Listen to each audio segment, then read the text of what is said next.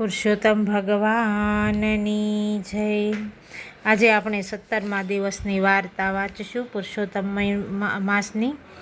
તો અલકાપુરી નગરનો રાજા ઘણો દયાળુ અને પ્રજાવત્સલ હતો, એટલે જ ધર્મ ધ્યાનમાં માનનારો, દિલ ખોલીને દાન પુણ્ય કરે। રાણી પણ એવી જ ધર્મનિષ્ઠ। રાજા રાણીને બધી વાતનું સુખ, પણ શેર માટીની ખોટ હતી। ગાદીનો કોઈ વારસદાર નહીં। એવામાં પાવન પુરુષોત્તમ માસ આવ્યો।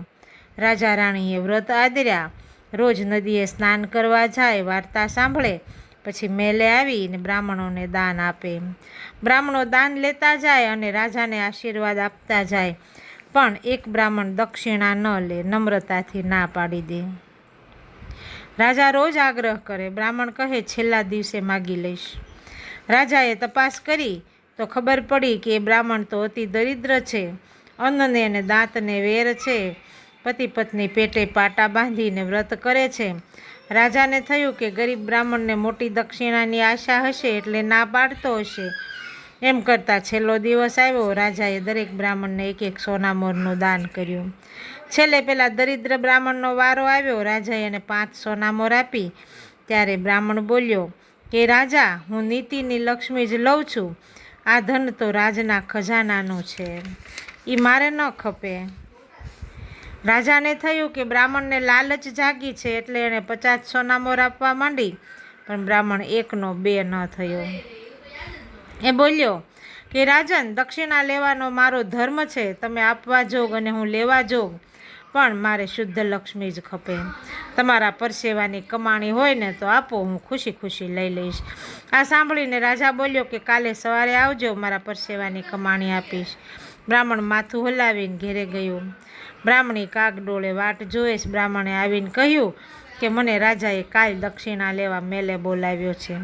બ્રાહ્મણી તો રાજીના રેડ થઈ ગઈ। એને ખાતરી થઈ કે કાલે રાજા ઘણું ધન આપશે ને દરિદ્ર ફીટી જશે। આ બાજુ સાંજ પડતા જ રાજા ફાટેલા વસ્ત્ર પહેરી મજૂર વેશે મહેલના પાછલા દરવાજેથી નીકળ્યો। જિંદગીમાં કદી કોઈ મહેનતનું કામ કર્યું ન હતું, તેથી તેને કામે કોણ રાખે। ફરતો ફરતો લુહારની કોઢે આવ્યો અને પૂછવા લાગ્યો કે કામે રાખશો? લુહારે એને કામે રાખ્યો। ધમણ ફૂંકવાની ને ઘણના ઘા મારવાના। 4 આના મજૂરી નક્કી થઈ। રાજાએ હા પાડી અને મંડ્યો ધમણ ફૂંકવા। ઘડીવારમાં તો પરસેવે રેબઝેબ થઈ ગયો। એમાંય ઘણના ઘા મારવા પડ્યા, હાથમાં ફરફોલા પડી ગયા, આંખે અંધારા આવવા માંડ્યા, ઘણ ઉપાડવાનો વેત ન રહ્યો। લુહારે તો તેને ખખડાવી નાખ્યો। હરામના હાડક્યા લાગે છે, શરીર તો 2 સિંહ ધરાય એવું છે। તારા જેવાને મજૂરીએ રાખું ને તો મારું કામ 3 દિવસે ન ખૂટે। હાલી નીકળ્યો મજૂરી કરવા। ત્યારે રાજા કરગરવા લાગ્યો કે જે આપે એ લઈ લેવાની તૈયારી દેખાડી। એટલે લુહારે ઢબુ, એટલે કે પહેલાંના વખતમાં ઢબુ એક પૈસા આવતા, એના 2 પૈસા થાય, એ ઢબુનો ઘા કર્યો ને રાજાને કાઢી મૂક્યો। રાજાને આજ ખબર પડી કે પરસેવો પાડીને એક પાય રળવી કેટલી દોયલી છે। એવો થાક લાગેલો, વસ્ત્ર બદલ્યા વગર જ ઊંઘી ગયો। પ્રાતકાળે સ્નાન કરી પૂજા કરી ત્યાં દરિદ્ર બ્રાહ્મણ આવ્યો। રાજાએ એને ઢબુની દક્ષિણા આપી। બ્રાહ્મણે ઘણા પ્રેમથી દક્ષિણા સ્વીકારી અને આશીર્વાદ આપ્યા કે આજથી 9 માસે તારા ઘેર ઘોડિયું બંધાશે। આશીર્વાદ આપીને બ્રાહ્મણ તો ઘેરે ગયો। જોડીમાંથી ઢબુ કાઢી બ્રાહ્મણના હાથમાં મૂક્યો। બ્રાહ્મણીને તો એવો રોષ ચડ્યો કે ઢબુનો ઘા કરી દીધો અને બ્રાહ્મણને ભાંડવા લાગી। બ્રાહ્મણે ઢબુ શોધવા માંડ્યો, પણ ઢબુ ક્યાંય ન મળે। ત્યારે પ્રભુને વિનવવા લાગ્યો કે પ્રભુ, મારી આ અજ્ઞાન પત્નીના બોલ્યા સામું ન જોશો। હવે વાત એવી બની કે બ્રાહ્મણીએ ઢબુનો ઘા કરેલો એ ઢબુ તુલસી ક્યારે જઈને પડેલો, 3જા દિવસે ત્યાં છોડ ઉગ્યો। એ છોડને દાણાદાર શીંગ આવી। બ્રાહ્મણીએ શીંગ ફોલી તો અંદરથી સાચા મોતી નીકળ્યા। એ તો ગઈ દોડતી દોડતી પતિ પાસે। બ્રાહ્મણ તરત જાણી ગયો કે પરસેવાના પૈસાનું ઝાડ ઉગ્યું છે। પ્રભુએ કૃપા કરી। હવે બ્રાહ્મણીના પશ્ચાતાપનો પાર ન રહ્યો। બ્રાહ્મણ એક મોતી લઈ બજારમાં ગયો, મોતી વેચતા 2000 રૂપિયા રોકડા મળ્યા. પછી તો બ્રાહ્મણ બ્રાહ્મણી સુખેથી રહેવા લાગ્યા. રોજ એક મોતી વેચી આવે ને જે પૈસા મળે એમાંથી અન્ન અને વસ્ત્રના દાન કરે. સદાવ્રત ખોલ્યું. બ્રાહ્મણ તો જોતમાં શ્રીમંત થઈ ગયો. આ જોઈને પાડોશી બળવા લાગ્યા.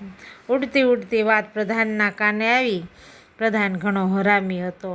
એણે પૈસાનું ઝાડ પડાવી લેવાનો પેંતરો રચ્યો.